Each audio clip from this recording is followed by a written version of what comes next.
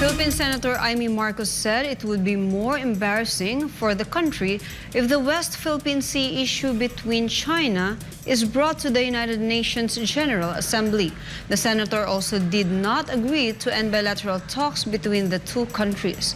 This report from Jayson Rubrico.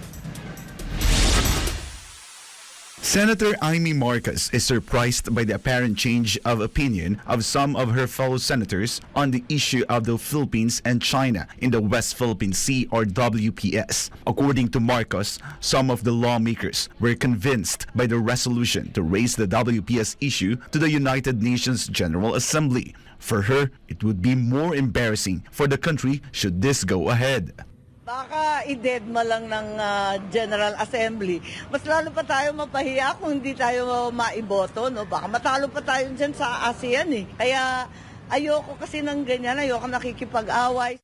Marcos added that there is nothing our country can do but to endure. However, it is necessary to convey clearly that China's alleged harassment of Filipino fishermen and intimidation of the Coast Guard and Navy should not continue. At this time, she said, it is necessary to discuss the West Philippine Sea issue calmly and properly.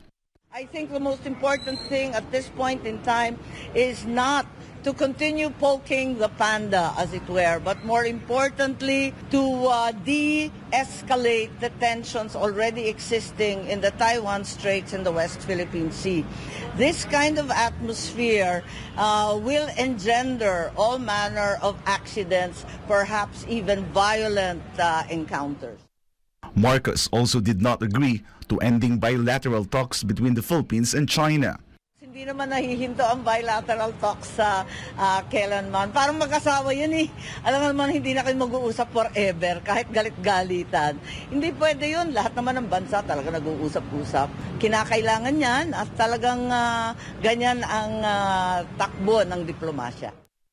On Monday afternoon, senators had a caucus to discuss the WPS issue. The purpose of the caucus is to come up with a new resolution that, according to Senate President Juan Miguel Zubiri, will give President Bongbong Marcos an option on how to deal with the problem of territorial disputes in the WPS. Among the options is the condemnation of China and the suspension of bilateral talks between the Philippines and the said country, and the assistance of the UN General Assembly. Included in the meeting were National Security Advisor Secretary Eduardo Año, Foreign Affairs Secretary Enrique Manalo, and Armed Forces of the Philippines Chief of Staff Lieutenant General Romeo Browner Jr. For God and my beloved Philippines, I am Jayson Rubrico, SM9 News. Former Palace spokesperson Attorney Harry Roque advocates putting an end to the intentions of elevating the South China Sea issue to the United Nations. The call comes amidst ongoing tensions over territorial disputes between China and the Philippines in the region. MJ Mandehari is back for more news. The belief that the Philippines will win against China if the issue of alleged harassment of Filipinos in the West Philippine Sea is brought to the United Nations General Assembly is just a dream. That is what former presidential spokesman Attorney Harry Roque during SMNA News program Pulso ng Bayan or Pulse of the Nation said after Senator Risa Ontiveros raised a proposal to raise the disputed waters to the United Nations General Assembly or UNGA. According to Roque, many member states of the UN General Assembly consider China as their trading partner. Na paulit-ulit ko na pong sinabi, wala pong kahihitnanan yang sinasabi ni Senator Risa Ontiveros na dalhin sa UN. Yan po ay pinaparot lang niya yung sinasabi ni retiradong mahistrado na Antonio Carpio. Hindi po tayo mananaig doon. 151 countries na po tumanggap ng Biyernes galing sa Belt and Road Initiatives ng China. 190 po, more or less, ang miyembro ng General Assembly. Para tayo makapasa ng resolution doon, 151 ang hindi boboto. Ang natitira na lang ay mga 40. Yung mga 40, hindi pa naman sigurado lahat yan naboboto dahil lahat din yan ay maraming kinukonsidera na ang China ang number 1 trading partner nila. Wala naman atang bansa ngayon sa daigdig na hindi na number 1 trading partner ang China. At baka paunti na ng paunti ang mga bansa na hindi rin kinukonsidera na China ang number 1 na namumuhunan sa kanilang mga bansa. So mapapahiya lang po tayo dyan. For the Philippines, Attorney Roque explained how it is difficult to consider China as an enemy since it is the country's number 1 trading partner. Currently, what concerns Roque is Senate President Mig Zubiri's alignment with Ontiveros instead of with President Bongbong Marcos Jr. Pero alam mo, ako'y nababahala na. Dahil si Senator Risa, naintindihan natin, minorya yan. Kahit ano sasabihin yan, laban sa gobyerno, trabaho niya yan eh.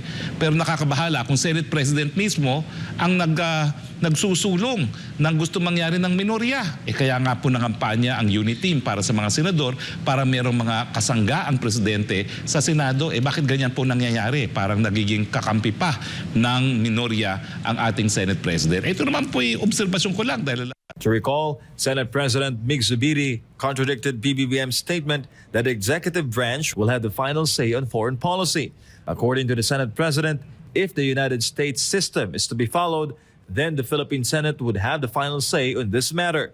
However, Attorney Roque pointed out that under the 1987 Constitution of the Philippines, it is the President who has the final say on foreign policy. For Ganamable of Philippines, MJ Mondihar, SMNI News. Meanwhile, the Philippine government has designated suspended Negros Oriental Representative Arnolfo Arnie Teves Jr. and 12 others as terrorists due to their alleged involvement with the private army.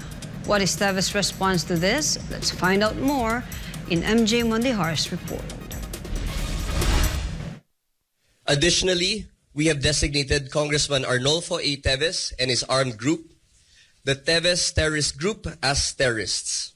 This is a declaration of the Anti-Terrorism Council or ATC against the Teves Group, which has been classified as terrorist, similar to the Mauti Group. According to the ATC, Negros Oriental Representative Arnie Teves has been clearly identified as a terrorist. The declaration also includes his brother, former Governor Pride Henry Teves. The decision comes after meticulous investigation into their violent activities that have caused harm to innocent lives in Negros Oriental, including that of Governor Roel Digamo. Congressman Teves was said to be the alleged mastermind behind the assassination of Negros Oriental Governor Roel Digamo last March. The government said it holds solid evidence against him. The designation of the Mauti and Teves groups as terrorists serves as a strong signal that the government is prepared to take decisive measures against any individual or organization that poses a threat to the safety and security of our citizens. However, Teves in a virtual press conference simply laughed off the government's move against him. Siguro padagdag ko sa ID ko na di ba? Or padagdag ko sa ko sa CV.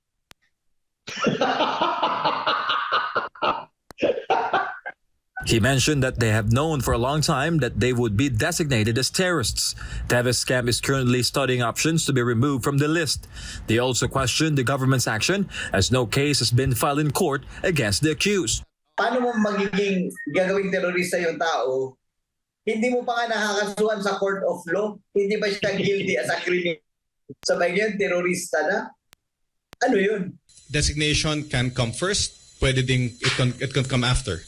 Nagkataon lang naman dito na nauna ang desisyon ng ATC sa designation versus sa resolution ng mga prosecutors natin sa pending PI.